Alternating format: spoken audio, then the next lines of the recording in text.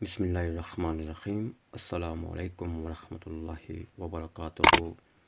ناظرین محترم، راشد اردو سٹوریز میں خوش آمدید۔ آج ہم نظام الدین اولیاء علیہ الرحمہ کا ایک ایسا واقعہ آپ کو بتانے جا رہے ہیں جسے پڑھنے کے بعد آپ اللہ تبارک و تعالیٰ کے اس ولی کامل کی علمی منزلت کا تصور کر کے خوب جومتے رہیں گے۔ آپ کا نام سید محمد نظام الدین اور والد کا نام سید احمد بخاری ہے۔ آپ کے القابات نظام الاولیاء، محبوب الہی، سلطان المشائخ، سلطان الاولیاء اور زری زربخش وغیرہ ہیں۔ آپ کی ولادت 636 ہجری 19 اکتوبر 1237 عیسوی میں ہوئی۔ حضرت نظام الدین اولیاء اکثر ایک جملہ کہا کرتے تھے کہ ہم سے تو دھوبی کا بیٹا ہی خوش نصیب نکلا، ہم سے تو اتنا بھی نہ ہو سکا، پھر غش کھا جاتے۔ ایک دن ان کے مریدوں نے پوچھ لیا کہ حضرت یہ دھوبی کے بیٹے والا کیا ماجرا ہے؟ آپ نے فرمایا، ایک دھوبی کے پاس محل سے کپڑے دھلنے آیا کرتے تھے اور وہ میاں بیوی کپڑے دھو کر تہہ بنا کر واپس محل پہنچا دیا کرتے تھے۔ ان کا ایک بیٹا بھی تھا جو جوان ہوا تو کپڑے دھونے میں والدین کا ہاتھ بٹانے لگا۔ کپڑوں میں شہزادی کے کپڑے بھی تھے جن کو دھوتے دھوتے وہ شہزادی کی نادیدہ عشق میں مبتلا ہو گیا۔ محبت کے اس جذبے کے جاگ جانے کے بعد اس کے اطوار تبدیل ہو گئے۔ وہ شہزادی کے کپڑے الگ کرتا، انہیں خوب اچھی طرح دھوتا اور اس کے بعد ایک خاص نرالے انداز میں تہہ کر کے رکھتا۔ سلسلہ چلتا رہا۔ آخر والدہ نے اس تبدیلی کو نوٹ کیا اور دھوبی کے کان میں خسر پھسر کی کہ یہ تو لگتا ہے سارے خاندان کو مروائے گا، یہ تو شہزادی کے عشق میں مبتلا ہو گیا ہے۔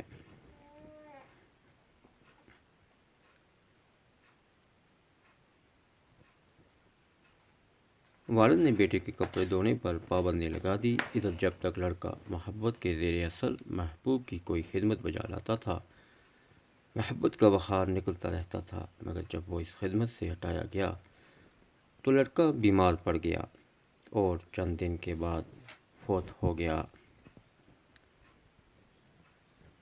ادھر کپڑوں کی دھلائی اور تہہ بندی کا انداز بدلا تو شہزادی نے دھوبن کو بلا بھیجا اور اس سے پوچھا کہ میرے کپڑے کون دھوتا ہے؟ دھوبن نے جواب دیا کہ شہزادی عالیہ، میں دھوتی ہوں۔ شہزادی نے کہا، پہلے کون دھوتا تھا؟ دھوبی نے کہا کہ میں ہی دھوتی تھی۔ شہزادی نے اسے کہا کہ یہ کپڑا تہہ کرو۔ اب دھوبن سے ویسے تہہ نہیں ہوتا تھا۔ شہزادی نے اسے ڈانٹا کہ تم جھوٹ بولتی ہو، سچ بتاؤ ورنہ سزا ملے گی۔ دھوبن کے سامنے کوئی دوسرا راستہ بھی نہیں تھا۔ کچھ دل میں غم سے بھرا ہوا تھا، وہ زاروں کتار رونے لگ گئی اور سارا ماجرا شہزادی سے کہہ دیا۔ شہزادی یہ سب کچھ سن کر سناٹے میں آ گئی۔ پھر اس نے سواری تیار کرنے کا حکم دیا اور شاہی بگی میں سوار ہو کر پھولوں کا ٹوکرا پھر بھر کر لائی اور مقتول محبت کی قبر پر سارے پھول چڑھا دیے۔ زندگی بھر اس کا یہ معمول رہا کہ اس دھوبی کے بچے کی برسی پر اس کی قبر پر پھول چڑھانے آتی۔ یہ بات سنانے کے بعد حضرت کہتے ہیں کہ اگر ایک انسان سے بن دیکھے محبت ہو سکتی ہے، بھلا اللہ سے بن دیکھے محبت کیوں نہیں ہو سکتی؟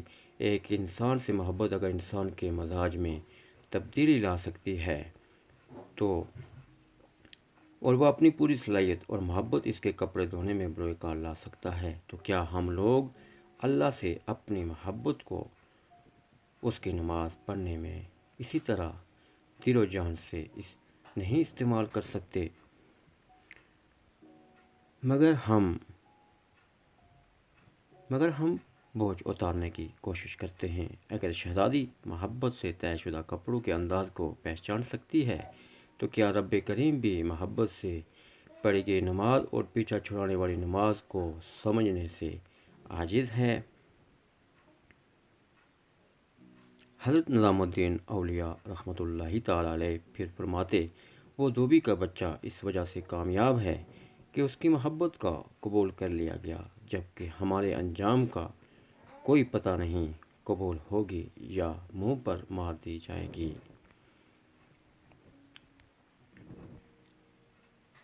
اللہ جس طرح انسان ایمان اور نماز روزے کا مطالبہ کرتا ہے، اسی طرح محبت کا تقاضا بھی کرتا ہے۔ یہ کوئی مستحب نہیں، فرض ہے، مگر ہم غافل ہیں۔